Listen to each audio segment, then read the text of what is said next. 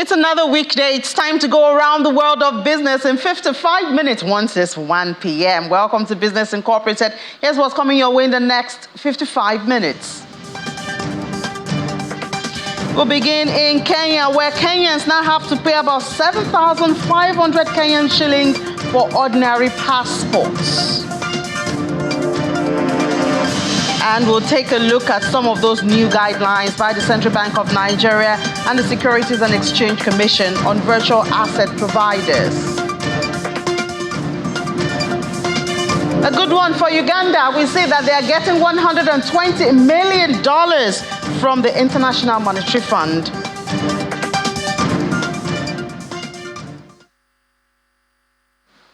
Good afternoon. Welcome to the program. I'm Imi John Mekwa. We'll start from the global space. Oil prices ticked higher on Thursday after United States crude inventories rose less than expected last week and fuel stocks saw large draws. Brent crude futures dropped 0.68%, that's about 15 cents, to $82.40 a barrel, while U.S. West Texas Intermediate crude dropped 0.61% to $78.64 a barrel. The benchmarks edged up about 1% on Wednesday after crude inventories rose for a sixth month in a row, building by 1.4 million barrels. That's about two-thirds of the 2.1 million barrel rise, according to forecast. Gasoline and distillate stocks fell more than expected. The EIA data also shows that Federal Chair Jerome Powell said that continued progress on inflation is not assured, though the U.S. Central Bank is still expecting to reduce its benchmark interest rate later on this year. In the grain space, Chicago wheat slid for a third consecutive session on Thursday, with the market dropping to its lowest since August 2020, as fierce competition among exporters provided headwinds to prices. Corn was largely unchanged, while soybeans ticked higher. The most active wheat contracts on the Chicago Board of Trade, as the CBOT, fell 0.2% to $5.30 a bushel after hitting its weakest since August 2020 at $5.28 for half a bushel earlier in the day. Corn on the CBI was unchanged at $4.28 for three-quarters of a bushel. Soybeans added 0.1% to $11.49 for half a bushel. Wheat prices came under renewed pressure after Algeria purchased at least 870,000 metric tons on Tuesday, mostly believed to be cheap wheat produced by the Red Sea region. After the close of the CBOT on Wednesday, Egypt's state wheat buyer set an international wheat purchase tender with offers due on March the 7th. For corn and soybeans, traders are awaiting monthly supply-demand report, which is due on Friday from the U.S. Department of Agriculture for a gauge for South American production. The high probability of a strong La Nina arriving by October has put grain farmers on alert in Argentina, where the climate phenomenon usually brings dry weather with lower rainfall. Another commodities now are metals. Gold prices rallied to hit a new records on Thursday, on track for their seventh consecutive daily rise, led by weak U.S. economic data and Federal Reserve Chair Jerome Powell's indications of potential rate cuts in the coming months in inflation as inflation eases. Spot gold rose 0.5% to $2,159.79 per ounce after hitting an all-time high of $2,161.09 earlier in the session. U.S. gold futures added 0.4% to $2,167. Gold got a boost on Wednesday after Powell indicated that interest rate cuts were likely in the coming months if economy evolves broadly as expected, along with further evidence of falling inflation. Powell will speak again later on today. And lower rates boost the appeal of non-yielding bullion. Spot silver rose 0.4% to $24.25, while platinum fell 0.1% to $906.82 per ounce. Palladium slipped 0.8% to $1,033.44. per ounce. Now we come to Nigeria, where the push towards the digitalization of the nation's tax collection systems at the federal and subnational levels remain critical to achieving the revenue targets of the federal government. These are the words of the chairman of the Joint Tax Board, Mr. Zach Adedeji, at the board's meeting in the Federal Capital Territory, Abuja. Mr. Adedeji says that using innovative tools to boost the nation's revenue base will help provide better services for Nigerians while enhancing its socio-economic development. Our business correspondent in Abuja, Sarah Achimogo, reports. It's the 154th meeting of the Joint Tax Board, and the forum is bringing together key players in tax administration from the 36 states of the Federation and the Federal Capital Territory. How can you overrule it? The meeting is coming at a time when the federal government is harping on the need to enhance revenue collection for better service delivery to Nigerians, and this is amidst new proposals for improved revenue generation. Aside providing the necessary revenue for the state to function, a well-designed and properly managed tax system has the propensity to encourage investment, promote social equity, and contribute to sustainable and inclusive economic growth and development. Revenue collection is usually made seamless through digital collection practices before onward remittances to government coffers. The government promises to leverage this to improve revenue collection for the government. As the first quarter of 2024 gradually winds down, let us rededicate ourselves to improving our past achievement, as we must always strive to break new grounds. We are glad that tax revenue for the year 2023 saw a few records being set, both at the FRS and subnational level. After the opening of the meeting, the Secretary of the Joint Tax Board and other members shared their plans and new steps to be adopted to increase revenue. The major reform that the company is bringing about is harmonizing taxes through technology. By so doing, there will be data available for both the Federal Tax Authority and the subnationals to administer taxes accurately and appropriately. You cannot enhance revenue generation without having a database. This is my second term as executive chairman. I was there between 2015 to 2020. We had a comprehensive database, and what we need now is to continue to update it. The board believes that for Nigeria to attain optimum tax revenue collection capacity across the federal, state and local governments, the country must make hard but necessary reforms that would yield long-term benefits. Sarah Chimugu, Channels Television News. So the issue of revenue collection, talking about taxes, we know that one of the discouraging factors for a lot of Nigerians is the lack of trust, on what the taxes are being used for. So we go back to talking about governance, and how to win back that confidence, but not just in the public sector, also in the private sector. So now we've been hearing a phrase such as transformational governance. Well, what does this entail? We're going to be speaking to Ayatola Jagun. She is a board member with Anti-Corruption and Governance with United Nations Global Impact Network in Nigeria. Ayatola, good to have you in the studio. Thank you for having me, Ine. Great. So tell us about this transformational governance. We've heard of corporate governance and all of that. Now we want to transform, which obviously we need in Nigeria, but getting to do it is always another thing. But tell us about it first. So transformational governance is really nothing new. In the sense that it is, I think, a step up from corporate governance. We're all used to corporate governance as a legal concept.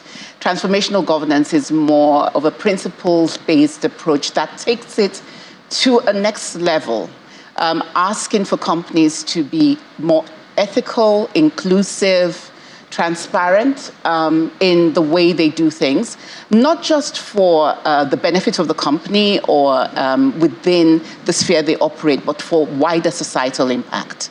And I think that's where the tension is, if there is a tension, because it's based and built on SDG 16, which is on peace, justice, and strong institutions. So how does business or the private sector get itself into that sphere of peace, justice, and strong institutions without stepping on the toes of national sovereignty? That's really what it's about. But again, businesses don't operate in a vacuum. And we've seen how things like COVID that have a wider impact on the whole of society. We've seen how the disputes, for instance, in some of the northern parts of the country and the internal displacement has also had an impact. And of course, more recently, the food insecurity, how that has had an impact, and business has had to, maybe take a response. We had a situation where, for instance, Olam had to, and I think flour mills, had to decide not to offtake certain grains which people need to survive. And this is where businesses can step into the realms of transformational governance and change their contracting, change the way they do things, behave in a more ethical manner that goes beyond just profit for the benefit of wider society. But why should I get involved with this? Because what happens in the country has an impact on you. There's no point in having the best in class products if the populace can't afford it, right? And there's no point also where people are in dire need and the situation in the countries can be volatile if people are hungry and businesses say, oh, it doesn't concern me, I'm just here to make profit. Eventually, there has to be an enabling environment, and that enabling environment is not just one of having the right regulations, it's also having a peaceful environment where you can operate. We've seen what's happened in the Niger Delta region, where oil companies have turned a blind eye to community requirements and community needs, host community needs. At the end of the day, the communities give you a license to operate. And if they're not happy, you cannot do business in those environments, in a profitable way. We see the situation that happened in Ogoniland, where up till today, Shell has been unable to operate in that region because things got out of hand. And these are things to do with human rights and alleged human rights abuses. And so, we then have a situation where that then impacts on your business. So not only do businesses have a business case to get involved in transformational governance, we're saying that they also have an ethical obligation to get involved in transformational governance. We all work with companies. We are citizens of Nigeria, right? And what happens in the country impacts on us. And we will take those things to work. So inclusivity is also prioritizing the things that are important to your employees. And what's important to your employees is not just that they get a salary at the end of the day, but that the companies they work for are sustainable in the long term, because so many other people are depending on that salary. Yeah. And this is supposed to also help curb corruption? Yeah, absolutely. Because, it's one thing to say, pay your taxes. It's another thing to say, not only pay your taxes, but again, operate in such a manner that you as a business become sustainable. We've all heard the case that good corporate governance leads to sustainable businesses that can continue in the long term. If, again, the businesses are not operating in a manner that enables them to continue long term, then it impacts on everything. So corruption actually eats not just at the fabric of society, it actually eats at the long-term sustainability of any company or any business at all. But what would transformational governance look like in the public sector? So, very interesting, because we increasingly have state-owned businesses or state-owned companies that are now becoming corporates in themselves. It's really calling for more accountability. That really is what it is, understanding who your stakeholders are. I was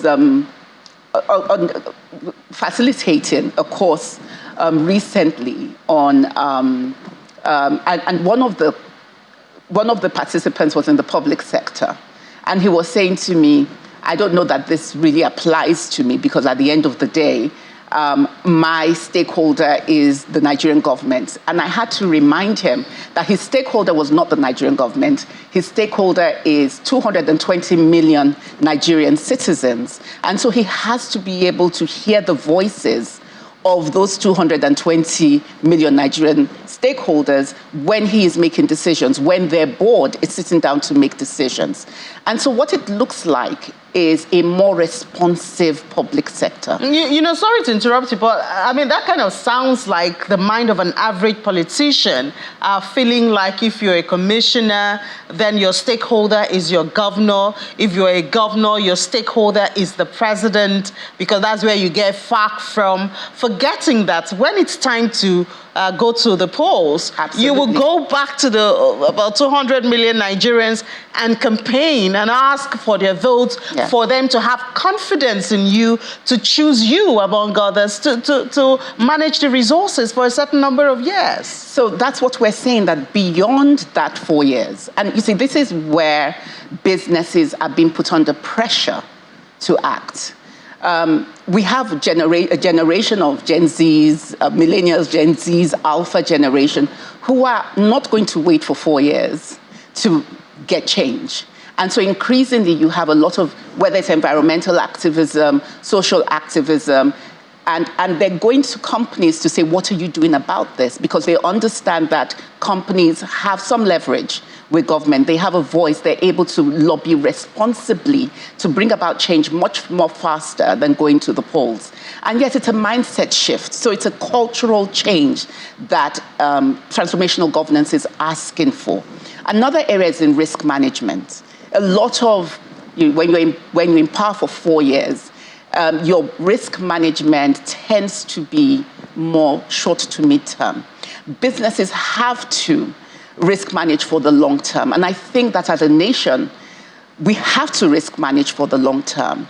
And I think if we had been risk managing beyond a 4-year term or even 8-year term at best, perhaps some of the struggles we're having today with food insecurity, we will not have. Because in jurisdictions where that long-term risk management is done, there are granaries. The private sector is actually quite involved in with the public sector in being able to manage some of these things that could come about. So it's working hand in hand. I'm really encouraged to see that our president has set up an economic advisory team made up of business people who do have those skill sets to be able to plan for the long term, who are more in touch with the stakeholders in terms of the consumers and even with the regulators and with their employees, and know what needs to be done to bring production up, to make sure that as a nation, we're earning revenue rather than being in a position where we're not, and we're borrowing just to be able to survive. So I hear you talk about orientation, because when you say, for instance, the public sector, because the private sector knows, an entrepreneur knows, I need to plan, I have to risk manage for this company for a long term. I'm not going anywhere. Yes. Even if I was to leave, then my child will step in, or, Absolutely. Somebody. But in the government, I have 4 years, max 8 years. But they also say that government is a continuum. But I think a lot of politicians actually forget that. How do we get this orientation or reorientation started, especially in the private sector, since that's where, the common resources are being managed? The public sector, the private sector, they know if I don't manage well, I go hungry. Yeah. But the public sector, I'm a politician, I get in there, I use the common resources for 4 years, whichever way I feel is good for me, and then I leave. So how do we get that reorientation started? Or has it already started, perhaps? I'm very optimistic about Nigeria, and I pray that it has already started. The continuum you have is the civil service, right? And they are there for the long term. Politicians come, politicians go. But the civil servants who work for the MDAs are there. And it's a handshake. It's building partnerships. It's collective action. It's building partnerships with the different MDAs between the public sector, the private sector, and even the not-for-profit sector, and working on projects that are more long-term and for the benefit of the country. And so it is important for businesses to then get involved in advocacy, in policy formulation. I'm really excited about all the good work that the NESG has been doing, working with the parliamentarians, and also through that being able to infuse some of that culture that you have in the private sector, in the public sector as well. I have, over the last, I would say, 4 years, deliberately sought to work with my regulators, for instance, the Financial Reporting Council and the Nigerian Climate Change Council. And we do have brilliant minds in the civil service. And so it's being able to work with those brilliant minds to bring about policies that work for business as well, that create that enabling environment. Or is it implementation of the policies? So, because when you look at our policies, they're really brilliant, which tells you that the people behind it are brilliant, but we don't see it, coming into reality. And that's where the accountability comes in. So building in place those accountability structures. And there are things that work. There have been some successes. I mean, there was a project that a colleague of mine, Soji Apampa, did with the Ports Authority, the World Maritime Council, and the ports to ensure that corruption was reduced at the ports. And this was, again, the Shippers Council coming together and saying, we need to do something about this.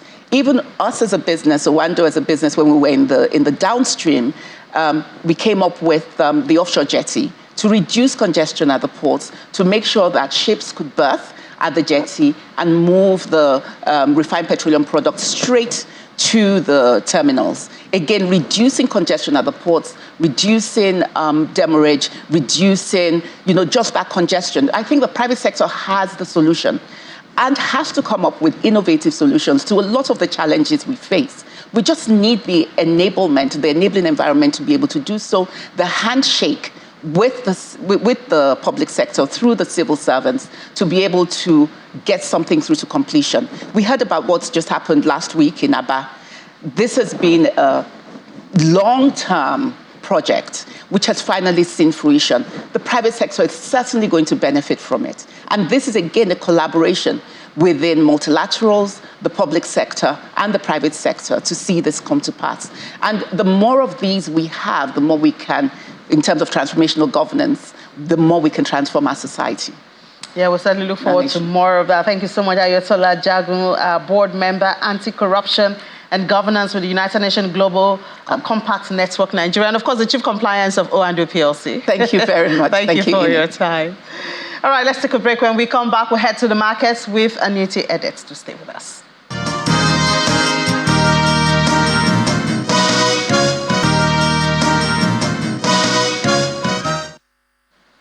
Welcome back to Watching Business Incorporated on Channels Television. It's time to head to the markets with Aniti Edit. Aniti? Yes, good afternoon, Eni. Good afternoon. Yeah, and still good news for the Nigerian NGX. stock market. That's the NGX. You call it NGX, and we call it the Nigerian stock market. But not just the NGX, also the regional market on the continent, the likes of South Africa's GSE, Egypt's stock exchange, as well as the Kenyan stock exchange. So I will give you that details right away. Now, let's take a look at what the screen says for the market at intraday. Nigeria stock market still maintaining the bullish momentum which has started the week. Yes, of course, it did pull back from the 100,000 points. But now, take a look at your board there. It's climbing straight back into that region, 99,730.63 points. At intraday, 0.14%, and that's thanks to the likes of FBN Holdings as well as Transcorp Holdings, which has risen by about 33% since it was listed on the exchange on Monday this week. But in terms of the number of what we call the market breadth, we had just 18 gainers in contrast to 29 losers. So if not for Transcorp, that market would have been in the red. But that market, the equity has added about multiple billions. As of Thursday, the market gained about 226.83 billion naira. So thanks to Transcorp. Now look at South Africa in the red, 0.36%. For the Egyptian stock exchange, it's in the green. So it's safe to say that all the markets across the African region were in the green as at intraday, but we'll be looking out for how it closed. Now, still talking about Nigeria's market, but this time on the fixed income side of the market, there was an NTB auction yesterday. Of course, you know that's a debt instrument on the side of government, where the DMO, the Debt Management Office, offered about 338 billion naira worth of treasury bills. But guess what? The subscription level was more than 330%. So offer 338, but treasury bills were sold at 1.66 trillion naira. For the stop rates, the 91-day was 17.24%, 182 days, 18%, while the 364 days was at 21.49%. And now we go back to the stock market, to the equities market, and this time we join our equity market analyst, who is also a trader at FBN Quest, to tell us more about the market. But let's bring in Abiodun Adedotun, the FBN Quest equity trader. Thank you for joining us, Abiodun. Hi, thank you, Victor. Nice to be here again. Okay. So now, my question first, I'm seeing investors flying into the fixed income market, but what about the side of the equities market? We're seeing bullish momentum still in the positive. We're at 39.19%. But what's going on at the market as we speak? Okay, Victor, the market is actually upbeat right now. There's renewed demand in MTN. The telco, it has actually taken a lot of beating since the announcement of the unprecedented losses driven by FX issues that we witnessed in the country. So there's been a lot of demand right now. Of course, long term, any asset manager would know that MTN is really that company that is going to come to stay here in Nigeria for the long term. But for those who are really looking at short-term gains and things like that, they might have to really rethink elsewhere. Of course, the new bride of the market, Transpower, continues to soar on wings, though it's not done so much today. I think the last time I checked was about 9 million shares traded. It's trading at full cut-through, and it's contributed to what trading is currently. The market has actually crossed the 100,000 barrier points again this year, and hopefully might be able to sustain the momentum. Okay, so now still speaking about this market, where I remember you said something about the market not being able to sustain that 100,000 points. Now, what will be the major drivers? Because now fourth quarter earnings season for 2024, as well as the full year, is over, and now we'll be looking towards the first quarter of 2024. So now, what will be the major drivers, and what stocks or sector should we be looking out for, or should investors be looking out for? Okay, in terms of what will be the driver, of course, we already have a feel of what full year 2023 is in terms of earnings. We're expecting corporate actions, dividend, bonus, share issues, and quite a number of bits. Quite a number of things we expect to give direction to the market. Sustain aggressive buying of treasury bills, bond auctions, and things like that might not really all go well for the market in the short term, of course, which might be needed in order to be able to stabilize the currency as it's currently done by the CBN. Of course, the state of the exchange rate also is something that we all need to keep an eye on, and we see how it has negatively impacted consumer goods, especially those that have international affiliations and foreign debt on their books. So it's more like a conundrum, for companies right now in how to navigate this unprecedented level of exchange rates. And that being said, the banks most likely would really do well. So the major cause of worry for the banking stocks right now would be how NPLs will turn out, because of course interest rate continues to go up. They have to pass it on to customers, and the fact that consumer purchasing power is diminished given what we witnessed, FX and the ability to buy goods and services within the economy, is actually fallen in the past 1 or 2 months thereabout. So NPLs might be a cause of worry more in the district. Focus should actually be more on companies that have local content, that have less of foreign exposure, because volatility in that space would continue to affect companies that do business, especially those that depend more on their raw materials, in coming into the border or the ports. Okay, Abiodun, so we really appreciate that, your analysis on the market. And of course, we look forward to the close, for Thursday's close, and hope it will be on the green side. So, as Abiodun Adedotun, equity trader at FBN Quest with the markets at intraday. Now let's move over to the Middle East, where we see a rebound for most of the markets here. Yesterday, we saw the Abu Dhabi in the red, but now the Abu Dhabi is actually back in the green, but the Dubai FM, which is both on the UAE, is in the red. Now, on the flip side of the market, on the other side of the market, the Saudi Stock Exchange also in the red, in the green, 0.15%, while Qatar Stock Exchange. So basically, it's a mixed sentiment at intraday, but then we will take a look at how it closes the day. Now, let's move over to the world's biggest economy, where we see the stock futures mostly positive, except for the Dow Jones Industrial Average, which is down by 0.05%, while the stock S&P 500 up by a tad, 0.07%. And this is coming as the investors they assess the Jerome Powell's statement about rate cuts, where they said that at first they're taking there will be that the U.S. markets has reached a peak in terms of the interest rate. And then, of course, this is actually a cheery news. But later today, what are we to expect?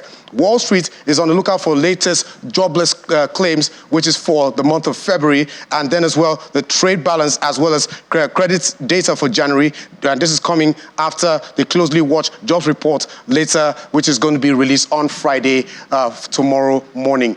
Now let's look at the final market for the day, the Asian markets, where we see a kind of a mixed trading session there. The Nikkei, it has gone below the 40,000 level, 39,598.71%, and it was down by more than 1%.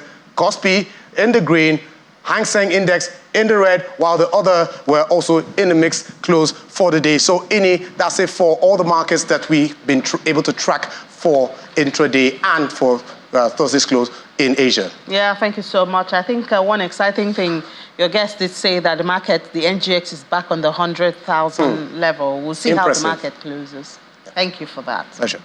Let's move to London now, where finally we can get details of that budget speech. Yesterday it was too early because the speech just started as Juliana was coming into the studio. So now the speech is over, and I'm sure we even get reactions from that. Hi, Juliana. We've been waiting for this for a while, yes.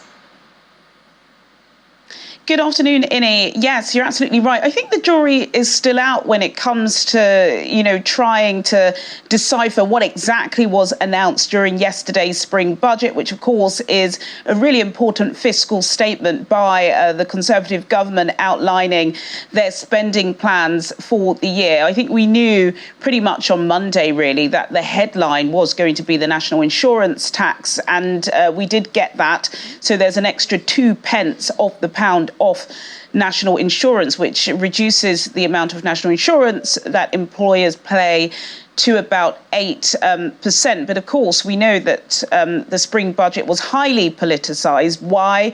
Because any moment now we will be going into a UK general election. And according to all of the national polls, the Labour opposition party are head and shoulders ahead of the Tories. And Sir Keir Starmer, the leader of the Labour opposition, is going to have the keys to number 10. So it was really difficult manoeuvring for the Chancellor, Jeremy Hunt, yesterday, because on the one hand, the Conservatives want to woo, employers and households. But on the other hand, they have to adhere to some fiscal responsibility, because that is the reason why he was made Chancellor in the first place. So as I said, the headline is what the press already knew 48 hours beforehand, which was the cut in national insurance. He didn't go any further than that when it comes to tax cutting measures, which is why there are some Conservatives on the right of the party not really happy. Of course, they want to save their jobs. They want to go back to their constituents with something in hand. They didn't really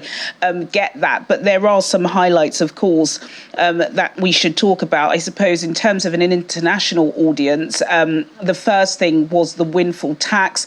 I'm sure you'll remember, as soon as Russia invaded Ukraine, energy security was a huge issue for this British Conservative government. We've got the likes of Shell and BP drilling oil in the North Sea, and they've made lots of money. A windfall tax on these earnings was put in place by the Conservative government. That is going to be extended.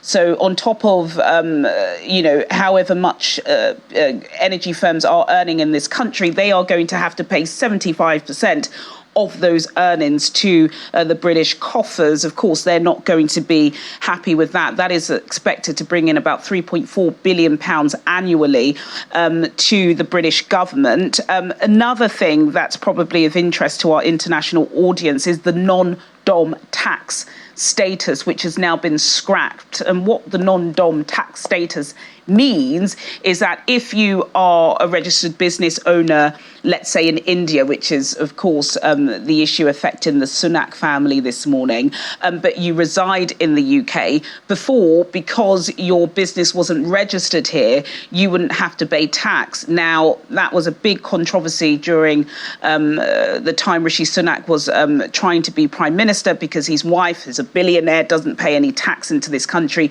She now has to. So that's really important for any business owners in Nigeria, actually, who do reside here often. Better check that.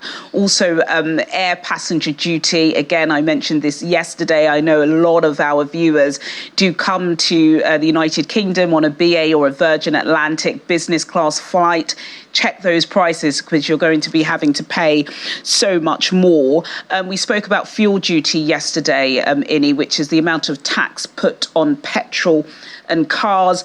That's been frozen yet again. In fact, this is the 14th successive year that fuel duty has been frozen. Alcohol duty has also been frozen. And then there were some giveaways. So if you are a parent in this country, really difficult. In fact, I have 3 children. Putting your children in some sort of daycare can cost you about £1,500 every single month. And that is a reason why it is so difficult for mothers to go back into the workplace. Now, an extension of child-free care has been extended. So I believe you are able to get some assistance with childcare up until your child is 2 years old. That's a big win for parents. And there are other measures. Was it a tax-cutting budget that benefits British households? Again, the jury is still out. Of course, we have got that cut in national insurance, which is going to save the average household about £450 to £900 a year. But I think people are still feeling the pinch. Also, as well, I think Jeremy Hunt and his delivery, he's not, I would say, the best speaker. And so a lot of people were nodding off during the hour-long delivery, but it wasn't enough. It certainly doesn't feel as if the statement was enough to turn around the fortunes of the Conservative government in the ballot box, which is why now there are some suggestions that perhaps there won't be an early general election. I think before we went into that statement yesterday, a lot of political pundits were suggesting that perhaps we would go to the polls on the 2nd of May and this would be the last fiscal statement. But it doesn't feel as if there was anything strong enough to turn around their fortunes at the polls. So we're expecting a general election perhaps as late as November, December. So, in fact, this wasn't the last fiscal statement. We're expecting that perhaps there will be one before the summer that will have enough giveaways in it so that, the Conservatives will be victorious. But I doubt it. So, yeah, nothing extravagant in that statement yesterday, I can say. Yeah, well, it doesn't sound like it's easy to be a politician anywhere in the world, getting the people's votes and all of that. But let's head to the market, Julian, and see how that's looking. Not great. Again, a bit of a damp squib was Jeremy Hunt's statement. Not enough in it to revive markets or for them to feel that, yes, we are going to be getting out of our shallow recession soon. So the FTSE All-Share at intraday, it's down by 0.16%. FTSE 100 is down by 0.26%, but there is an uptick in the FTSE 250, the domestic market. That's up by more than 0.5%. In the currencies market, the British pound trading up, though, euro against the US dollar by 0.13%, up 2 against the euro by 0.17%, but down against the Japanese yen at intraday by 0.74%. Thank you so much, Juliana. Yeah, I'm sure you have a lot to break on global business when you look at that speech again. All right, let's head to the EU now, where they are set to allow positive retroactive tariffs for Chinese electric vehicles. And that move could worsen trade ties. I mean, if you look back a couple of months, you would see trade ties between the EU and China hasn't been so good. But let's have Chiponda now join us to give us details of this. Hi, Chip. Good afternoon. So what's this latest in this not so friendly relationship? Thanks for having me. Well, any Thursday, that is today, the European Commission will start customs registration of Chinese electric vehicle imports. Now, what that means is that Chinese-made electric vehicles could be hit by import tariffs later in the year. The European Commission is investigating whether Beijing's subsidies for electric vehicles provide an unfair advantage to Chinese imports in the European market. This week, Brussels said it had sufficient evidence that appears to point to that. It notes that since the launch of its investigation last October, imports of Chinese electric vehicles surged 14% on the year. So Brussels is launching the customs registration of Chinese electric vehicles. Now, that's a preemptive move that could allow it to retroactively impose tariffs on Chinese EVs once its probe into Beijing's subsidies is concluded in November. So how will this move affect the auto industry? Well, it will make possibly buying a Chinese-made electric vehicle less attractive. While there are no additional tariffs or import duties, anyone importing Chinese EVs could face the prospect of paying them retroactively. Brussels says that European car makers could be harmed if Chinese EV imports continue at an accelerated pace before the conclusion of its investigation in November. Car makers from China have been increasingly looking abroad for growth to help them offset the slowdown in their domestic market. And that is a major challenge for European car makers. Not only can Chinese electric vehicle makers produce cars at a discount in China, but they also have a better grip of supply chains for minerals needed in car batteries.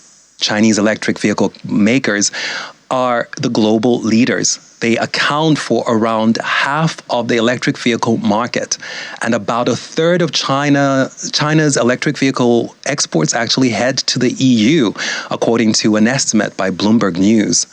So while the EU's move may be welcome news for some European car makers, it isn't going down well in China. What about the markets now? How's that looking?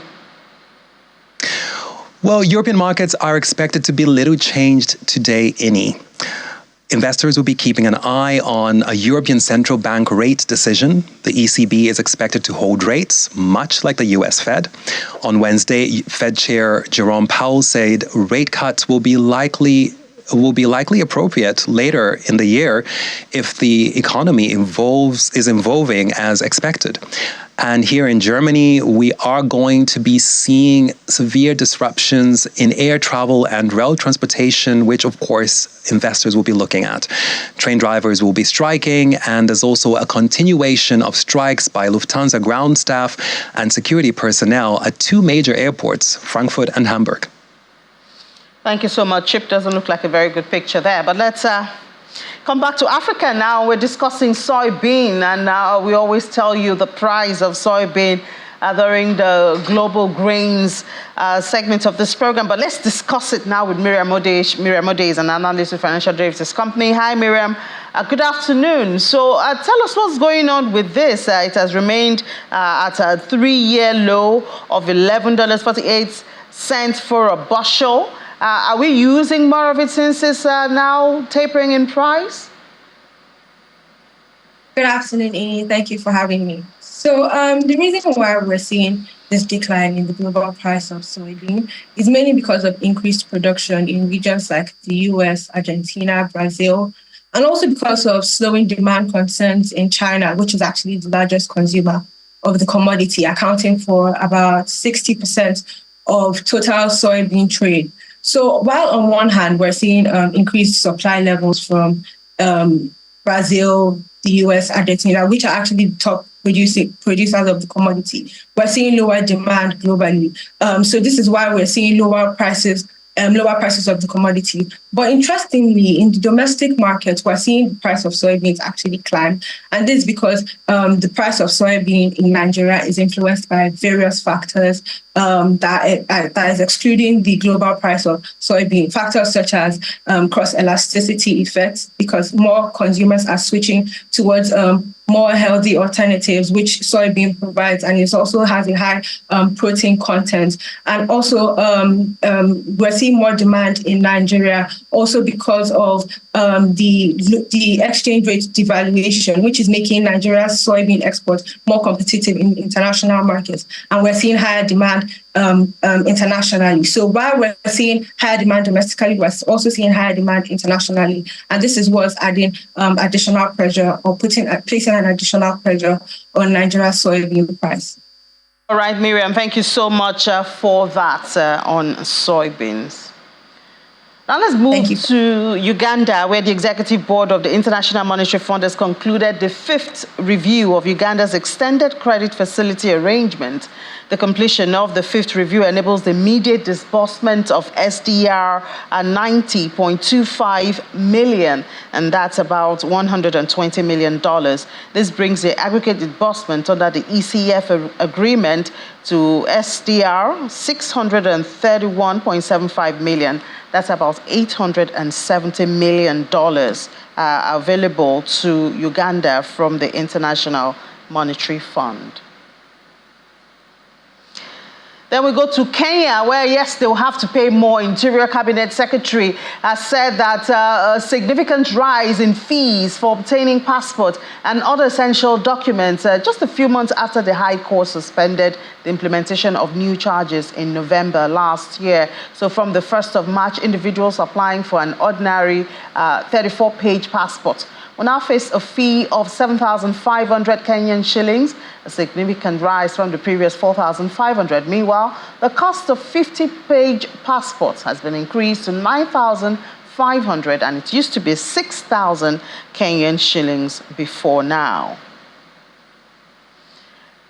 And still in Kenya now, Kenya's avocado revenue reached 19 billion Kenyan shillings last year, driven by a surge in volumes and the exploration of new markets in recent years. Christine Chisaro, head of Kenya's AFA Horticulture Directorate, disclosed a 14% increase in volumes, which translated to improved returns for farmers.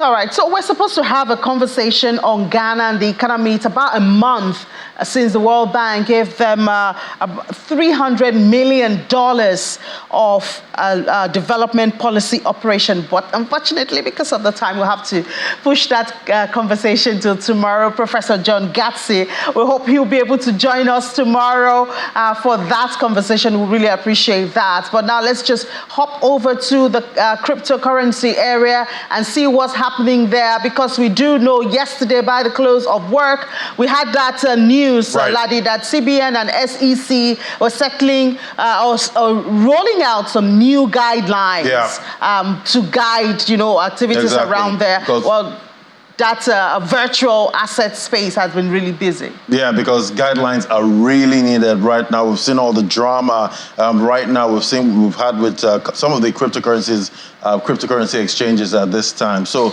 we're hoping to see more and hear more, from more, but it depends on the direction. The SEC, definitely. But we know regulation is very much needed, in the industry. But looking at the color of the market right now, we see it's mostly green at this point, just some little pockets of red. Ethereum having some kind of pullback at this time. Let's look at some top headlines right now. I'll see prominent figure in the cryptocurrency world, that's Michael Novogratz. He's given out some expectations for the price of Bitcoin at this time. He's projecting $100,000. And we see it's a very extremely greedy market right now, 82 points over 100 right now. So let's look at those headlines now. Also, we're seeing the SEC and Nigeria, SEC of Nigeria and the Central Bank of Nigeria developing guidelines for licensing and registration and screening of digital and virtual asset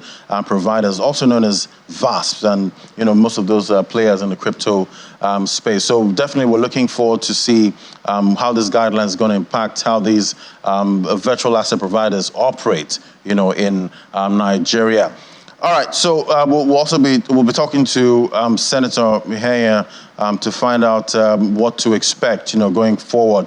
Also, one of the tough headlines today, we see a participant in the market was a victim of a phishing scam. The big scam that took about $674,000 in USDC from his wallet. So those are one of the downsides, of playing in the crypto market. There's risk of scams and being hacked, at this time. All right, let's bring in Senator Mihaya, lead partner in Fusion Lawyers, to talk to us of what to expect for regulation when it comes to virtual asset providers. Great to have you, Senator. Hello, Senator. Thank you very much, Lavi. Fantastic. It's great to be here. Great to have you. Good afternoon. So definitely we're seeing signs from the SEC and CBN at this time, that we're expecting, guidelines, to, protect investors in Nigeria and also show these exchanges, crypto exchanges, how to operate, in Nigeria. But talk to me about what to expect, when it comes to regulation in Nigeria. Is it going to be harsh, towards these crypto players, or what are you seeing?